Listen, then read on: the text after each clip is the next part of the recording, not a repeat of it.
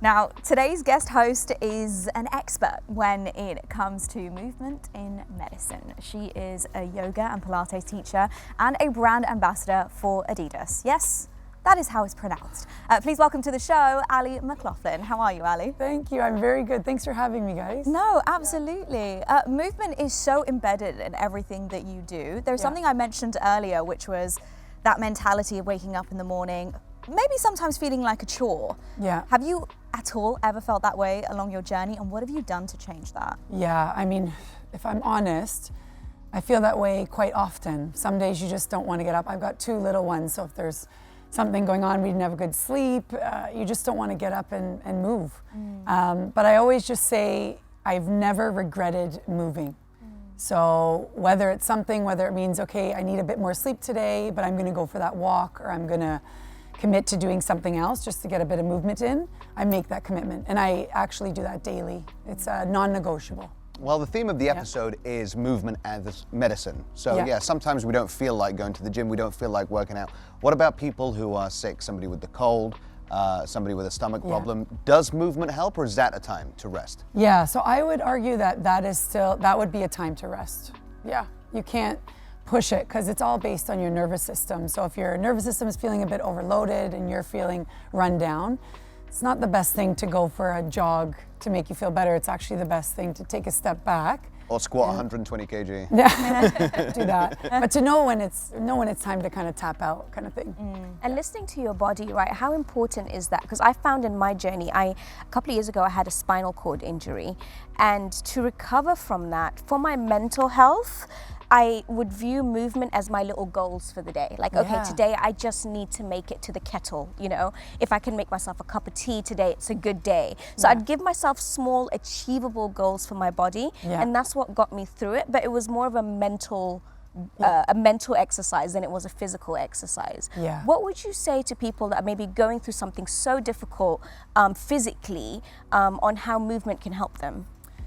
Similar to what you said, something small and achievable that can make their spirit feel more uplifted, you know?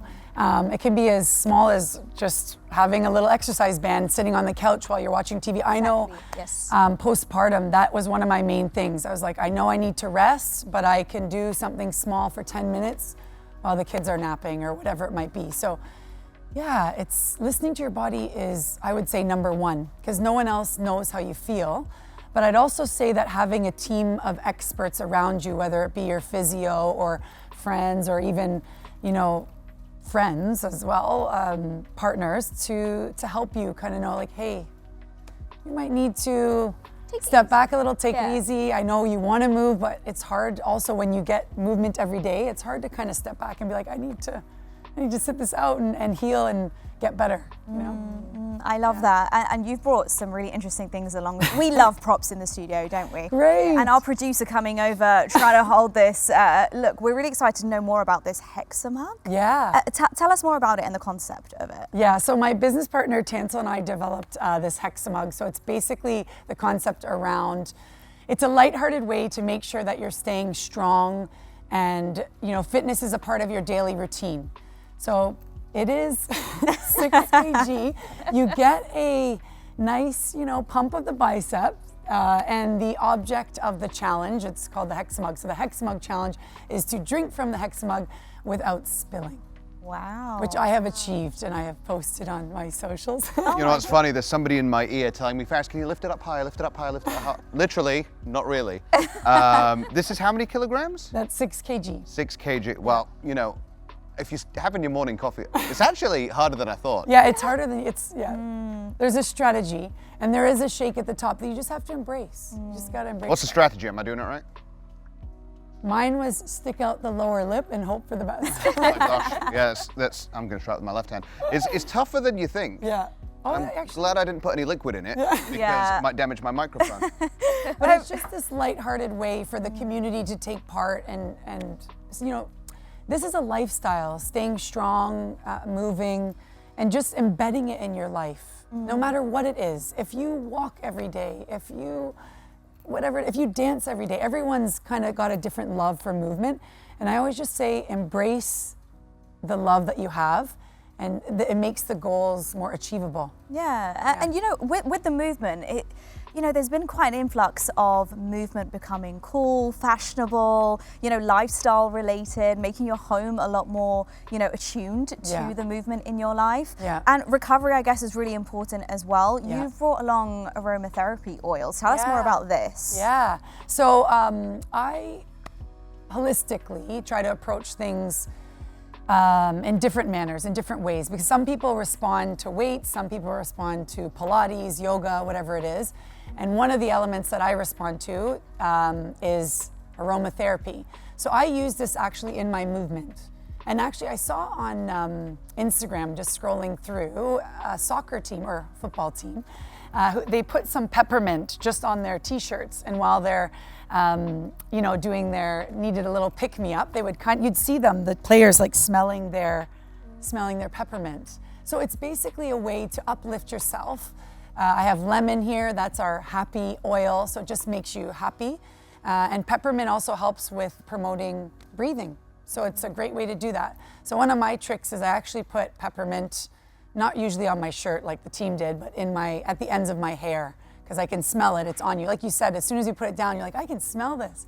So it's awakening and uplifting. Yeah, I absolutely love that. And it's always good to smell good as well, right? Isn't it? Especially when you sweat a lot and you work out. And it's natural. Yeah, which is a great part of the whole. I did want to ask, because you mentioned you have 2 little kids. I do. Tell us a little bit about training for new mothers who are going through the pregnancy and going through the postpartum. How important is it to move? How do you know you're not straining yourself if you were very active before the pregnancy? Yeah, so this is really important when I was talking about earlier, having a team. So depending on what happened with the birth, you might need more assistance than others. I always recommend, obviously, your doctor, your pelvic floor specialist, and then some people would have an external trainer as well. So you have a team of people.